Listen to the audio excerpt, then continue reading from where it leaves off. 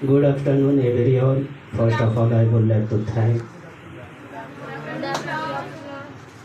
my respected teacher and all my dear friend and all guest men who give me a golden chance to speak on this stage. I am Naved Raza. I am learning English speaking from Global Spoken English.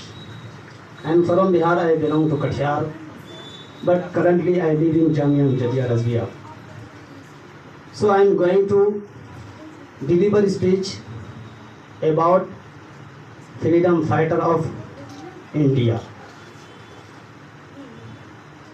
आज हम और आप सबको मालूम है कि हिंदुस्तानी आज़ादी तारीख का एक अहम बाब है जिसे हम और आप कभी फरामोश नहीं कर सकते।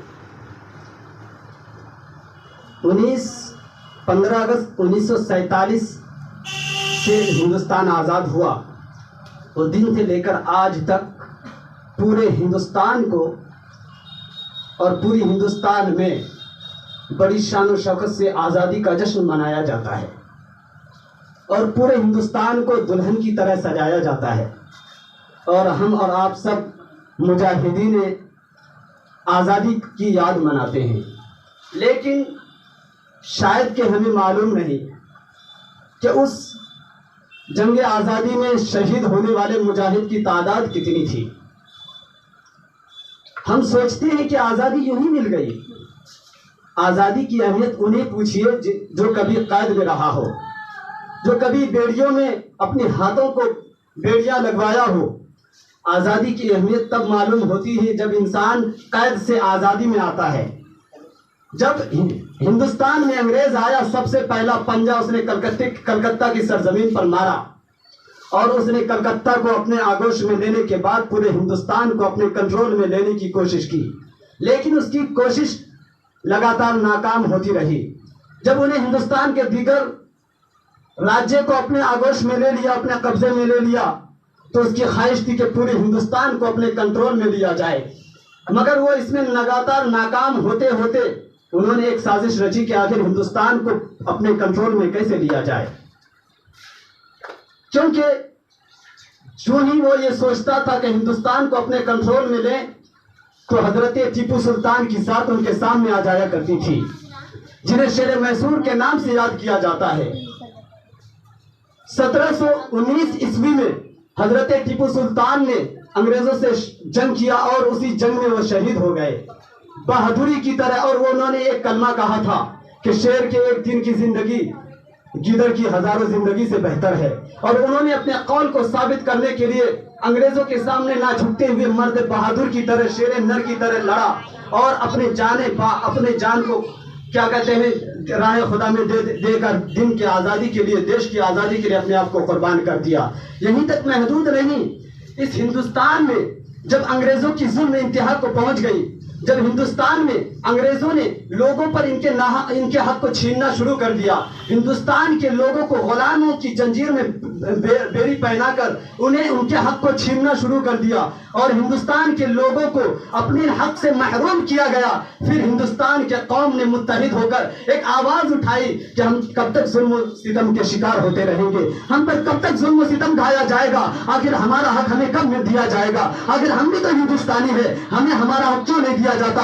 1857 ईस्वी में अल्लामा फजल खैराबादी ने दिल्ली की सरजमीन पर मस्जिद में जुमा के बाद एक तकरीर की थी, जिस तकरीर के बाद उन्होंने एक फतवा दिया था कि जिहाद करना हम पर फर्ज है। जो ही अंग्रेजों को मालूम हुआ कि कुछ लोगों ने हम पर जिहाद करने का फतवा दिया है, अंग्रेजों ने साजिश रचना शुरू कर दिया और हर एक को अपने अपने आगोश में और जेल की सलाखों में बंद करना शुरू कर दिया। लेकिन उसकी ये कोशिश नामुमकिन रही। क्यों? इसलिए कि सबको एक बार में गिरफ्तार करना मुश्किल था। अंग्रेजों ने एक साजिश रचा और ऐलान करवा दिया कि सबको मैंने आजाद कर दिया है, सबके सब बागी سپاہیوں کو گرفتار کرنے سے رہا کر دیا ہے۔ جب یہ اعلان سنا تو سارے فوج، سارے جو سپاہی تھے، مجاہدین ہندوستان تھے، سب باہر نکل آئے۔ جو ہی باہر آئے، کسی مخبری نے خبر کر دی کہ علامہ فضل حق خیر آبادی گھر میں ہے، علامہ فضل حق خیر آبادی کو گرفتار کیا گیا۔ لیکن ایک پوائنٹ کی بات کہنا چاہتا ہوں، جب حضرت علامہ فضل حق خیر آبادی کو سپریم کورٹ میں پیش کیا گیا اور مقدمہ لڑنا شروع ہوا، حضرت علامہ فضل حق خیر آبادی اپنا مقدمہ خود لڑ رہے تھے۔ جب ان سے پوچھا گیا بیچ عدالت میں کہ ایک مرتبہ صرف آپ کہہ دیجئے کہ میں نے یہ فیصلہ نہیں کیا ہے، میں نے یہ فتویٰ نہیں دیا ہے، اور جج کیونکہ ان کا شاگرد تھا، ان کا اسٹوڈنٹ تھا، جج کو بھی یہی منظور تھا کہ اگر ایک بار آپ انکار کر دیں تو پھر آپ کو سزا سے بری کر دیا جائے گا۔ لیکن علامہ فضل حق خیر آبادی ایک شیر نر کی طرح، بہادر سپاہی کی طرح ڈٹ کر کہا کہ ہم ہی وہ سپاہی ہے جس نے جنگ آزادی کے جہاد کا فتویٰ دیا ہے اور ہم پر جہاد کرنا فرض ہے۔ انگریزوں کو یہ جملہ سننا تھا، ان کے اندر کھلبلی مچ گئی، سورش مچ گئی۔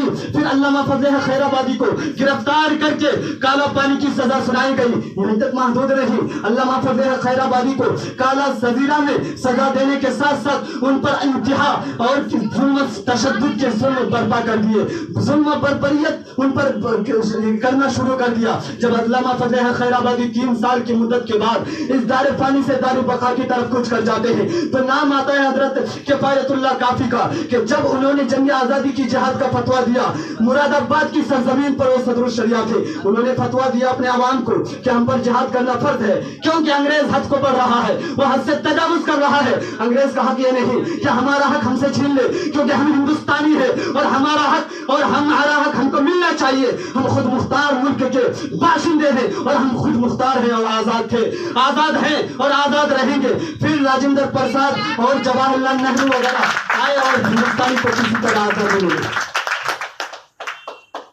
یہیں تک محدود نہیں تھی، پھر چندر شیکھر آزاد نے ایک نعرہ دیا تھا، ہندوستان کو آزاد کرنے میں بہت لوگوں کا خون لگا ہے، ہندوستان کو سینچنے میں اپنی جان اور مال اور عزت آبرو کو لٹایا گیا ہے، اپنے خون سے ہندوستان کو رنگریز کر کے ان کے سر و شاداب کو بہربر کیا گیا ہے، تبھی جا کے ہندوستان جمہوری ملک بنا ہے۔ جب چندر شیکھر آزاد نے کہا تھا کہ یہ ملک ہمارا ہے، ہم خود مختار ہیں، ہم خود فریڈم فائٹر ہیں اور خود راج کریں گے، تو انگریزوں نے ان کو کیا کہ نشانہ بنانے کی کوشش کیا تھا۔ تو چندر شیکھر آزاد نے باغ دہلا اعلان کیا تھا کہ ہم آزاد تھے، آزاد ہیں، آزاد رہیں گے، دشمن کی گولیوں کو ہم سامنا کریں گے، دشمن کی گولیوں کا ہم سامنا کریں گے، آزاد تھے، آزاد ہیں اور آزاد ہی رہیں گے۔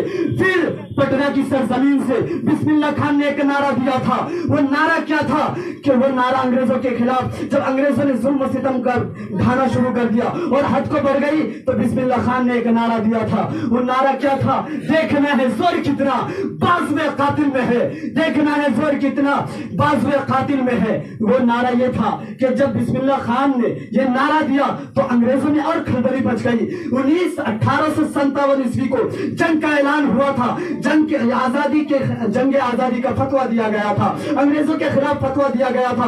جو چنگاری پھونکی گئی تھی 1857 عیسوی کو، اس چنگاری کو بجھانے کی انگریزوں نے بہت کوشش کی کہ اس چنگاری کو یہیں پر بجھا دیا جائے۔ علماء اسلام نے اور ہندوستان کے باشندوں نے جو بیج بویا ہے آزادی کا، اس کو پودا اگنے سے پہلے مروڑ دیا جائے، اس کو توڑ دیا جائے تاکہ یہ بیج پھر پودا کی شکل میں نہ آ جائے۔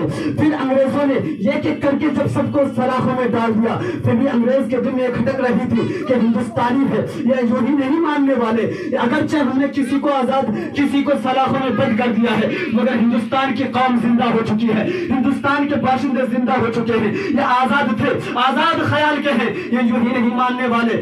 انگریزوں نے اور تدبیریں اور شروع کر دی کہ ہندوستان کے لوگوں کو کیسے کنٹرول کیا جائے، کیسے ان کے ذہن کو پاٹا جائے۔ انہوں نے ہندو مسلم سکھ عیسائی کر کے بانٹنے کی کوشش کی، مسلمان کو ہندو سے لڑایا، ہندو کو مسلمان سے لڑایا، سکھ کو عیسائی سے لڑایا، حالانکہ سب بھائی بھائی تھے، سب کو لڑا کر انہوں نے حکومت کو قائم کر کے اس حکومت کو مضبوط کرنے کی کوشش کی۔ مگر ہندوستان کے مسلمان چالاک تھے، ہندوستان کے ہندو سکھ عیسائی سب ہوشیار تھے کہ انگریز ہم تمہاری شکنجے میں نہیں آنے والے، کیونکہ तुम चालाक लोमड़ी की तरह हो, तो हम भी शेर नर की औलाद में से हैं, हम तुम्हारे चालाकियों में नहीं आने वाले। सब लोग एक बार मिलकर मुत्तहिद होकर जंग का ऐलान किया। फिर जो चिंगारी 1857 ईस्वी को फूकी गई थी, जो बीज 1857 ईस्वी को लगाया गया था जंग आजादी के नाम पर, वो 1957 ईस्वी को आजादी के नाम से नजर आती है, और 1957 ईस्वी को वही पौधा एक पेड़ की शक्ल में नजर आता है। अल्लामा इकबाल ने क्या खूब कहा था कि सारे जहां से अच्छा हिंदू सिता हमारा, हम बुलबुले हैं इसके, ये गुल सिता हमारा, मजहब नहीं सिताता, आपस में दे रखना, हिंदी है हम वतन है, हिंदुस्तान हमारा, हिंदुस्तान जिंदाबाद।